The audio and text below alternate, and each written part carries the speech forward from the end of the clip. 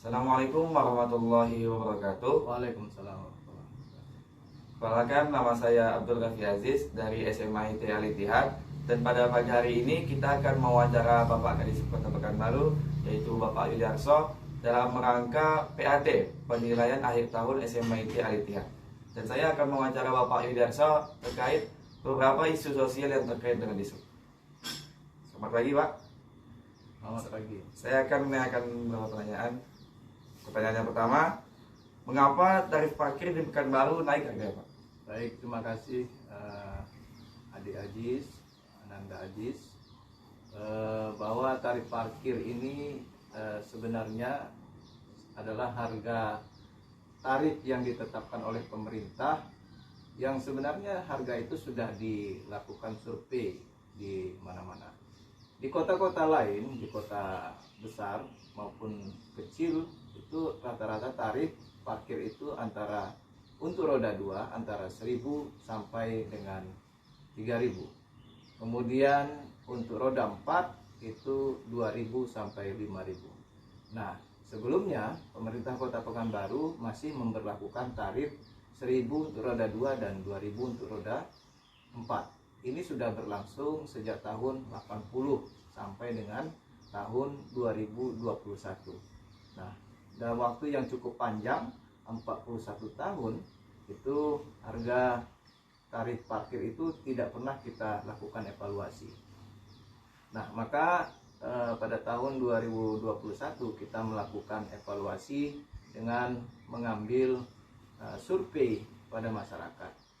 Nah, survei ini dilakukan oleh konsultan, di mana konsultan itu menghitung dan menarik kesimpulan bahwa kemampuan masyarakat Kota Pekanbaru untuk membayar tarif parkir roda 2 itu antara 2.000 sampai dengan 6.000 rupiah per harinya.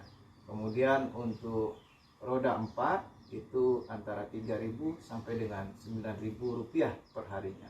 Maka dari kesimpulan yang dilakukan oleh konsultan tersebut, maka kita menyesuaikan tarif parkir yang sudah ada melalui surat keputusan wali kota dengan besaran bahwa satu roda 2 yang parkir itu akan dikenakan tarif sebesar Rp2.000. Kemudian untuk roda 4 ataupun kendaraan mobil itu dikenakan Rp3.000 sekali parkir. Itulah sebabnya maka tarif parkir di Kota Pekanbaru sudah berubah dari 1.000 ke 2.000 untuk roda 2, dari 2.000 ke Rp3.000 untuk roda 4. Gitu. Terima kasih, Pak. Pertanyaan yang kedua, apa pendapat Bapak terkait tukang parkir yang datang pas kita sudah mau pergi? Apakah kita tetap harus bayar atau gimana kita menyikapinya? Iya, jadi parkir hari ini di Kota Pekanbaru sejak tahun 2021 itu berubah, bertransformasi, di mana apa yang Ananda tanyakan adalah sebuah evaluasi yang kami lakukan. Namanya layanan. Tentu layanan itu harus diberikan kepada yang menerima layanan. Siapa? Yaitu pengendara kendaraan roda 2, roda 4 dan seterusnya. Maka fenomena tersebut menjadi bahan evaluasi kami. Hari ini untuk memberikan layanan itu kita sudah memiliki standar pelayanan minimal.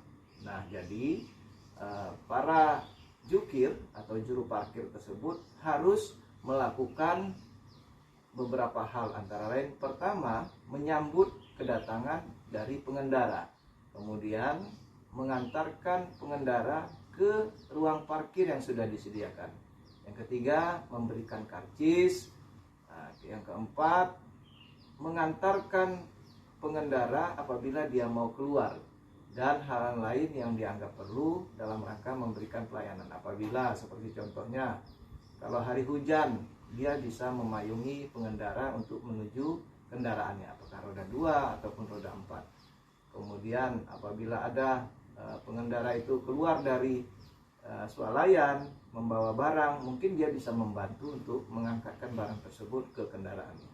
Jadi sebenarnya kejadian-kejadian itu harus tidak terulang kembali.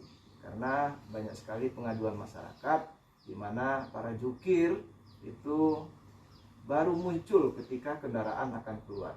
Nah, hal inilah yang menjadi pengawasan dan evaluasi kami dari Dinas Perhubungan kepada seluruh para jukir. Nah, untuk jukir ini memang hal tersebut sudah terjadi cukup lama, sehingga membentuk sebuah kebiasaan mereka di mana mereka tidak melayani dengan baik kepada pengendara. Sementara pengendara telah memberikan jasa layanan tersebut dengan memberikan uang parkir tadi. Nah, oleh karena itu ini menjadi bahan evaluasi kami. Nah, makanya hal-hal tersebut bisa dilaporkan kepada Dinas Perhubungan, dan itu menjadi tanggung jawab kita bersama, pertama kepada jukir, kemudian pengelola, dan kepada Dishub sendiri. Itu Ananda. Baik Pak, pertanyaan terakhir, apa pendapat Bapak tentang Pak Ogah Pak? Apakah memperlancar lalu lintas atau justru sebaliknya? Ya, fenomena Pak Ogah ini merupakan sebuah kejadian yang tidak boleh terjadi di jalanan-jalanan.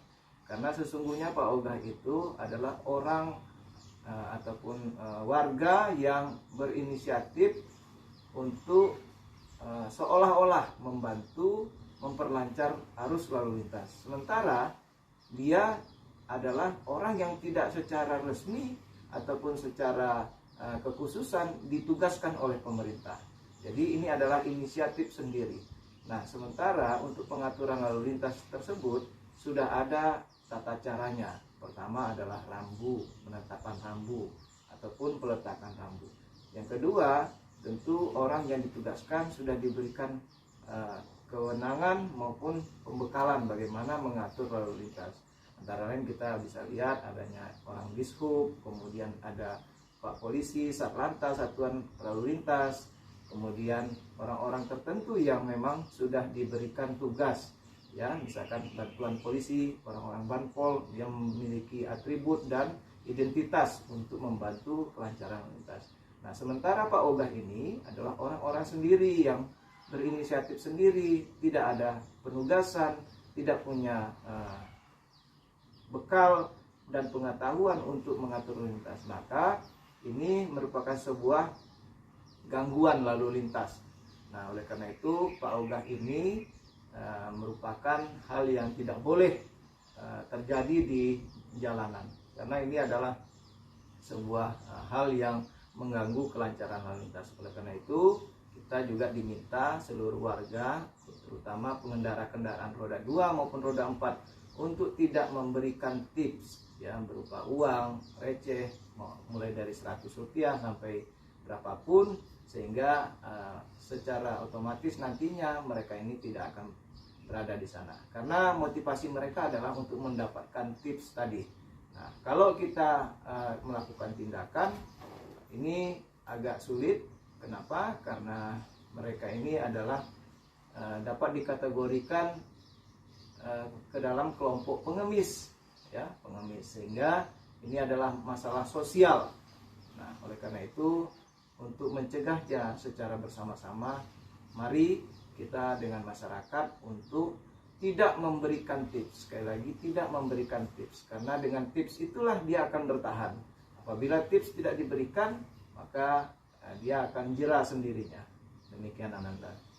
Baik Pak, sebelum kita tutup, ada nggak pesan buat siswa-siswi SMA IT Al-Ittihad terkait lalu lintas? Iya, saya Yuliarso, Kepala Dinas Perhubungan Kota Pekanbaru, berpesan kepada seluruh Ananda, apabila berada di jalanan, maka mari kita patuhi rambu lalu lintas, aturan lalu lintas, supaya kita selamat. Kemudian Ananda-ananda sekalian yang mengendarai kendaraan sendiri, maka berhati-hatilah, karena kendaraan itu adalah alat bagi kita untuk mencapai ke sebuah tujuan, bukan untuk ugal-ugalan. Ingat, di jalanan kecelakaan sering terjadi. Apabila sudah terjadi kecelakaan, ini tidak akan menguntungkan, justru merugikan kita, bahkan bisa kehilangan nyawa. Berhati-hatilah di jalanan, tetap taati rambu lalu lintas, dan jangan lupa doa selalu. Orang tua menunggu, adik-adik menunggu, abang-abang menunggu, bahwa di jalanan itu tidak ada jaminan untuk selamat kecuali kita sendiri untuk selalu berhati-hati. Demikian, selamat belajar dan sukses buat Ittihad. Terima kasih Pak. Sekian dari saya. Assalamualaikum warahmatullahi wabarakatuh.